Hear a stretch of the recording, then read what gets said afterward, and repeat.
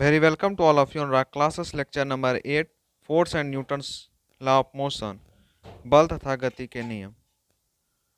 Today I am discuss about Newton third law of motion.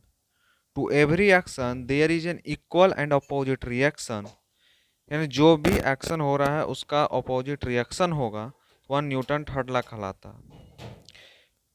कुछ flowing text है जो highlight statement के रूप में है कि द एक्शन फर्स्ट है कि the action and reaction forces always act on two different object. Action और रिएक्शन जो फोर्स होता है वो दो ऑब्जेक्ट के डिफरेंट ऑब्जेक्ट के बीच में होता है। सेकंड पॉइंट यह हो सकता है कि Newton third law of motion, it is clear that force always occurs in pair. Newton third law में एक मोशन है जिसमें क्लियर हो सकता है कि फोर्स जो है हमेशा ऑकर्स इन पेयर, एक पेयर में ही लगता है।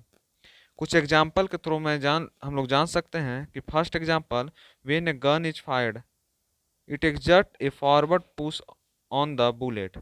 जब हम गन को फायर करेंगे तो उसके पुश यानी पीछे धक्का लगेगा फॉरवर्ड डायरेक्शन, जिस दिशा में हम गन को फायर करेंगे उसके विपरीत दिशा में क्या लगेगा, फोर्स लगेगा जब बुलेट क्या करेगा, निकलेगा।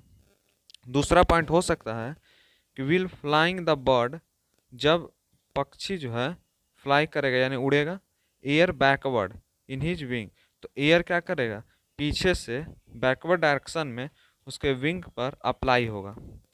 थर्ड पॉइंट्स में कि जब हम लोग स्विंग करते हैं यानी जब तैरते हैं तो वाटर जो है बैकवर्ड डायरेक्शन में आर्म के थ्रू वह क्या होता है, पीछे होता है, और यह भी एक न्यूटन थर्ड लॉ ही कहलाता है।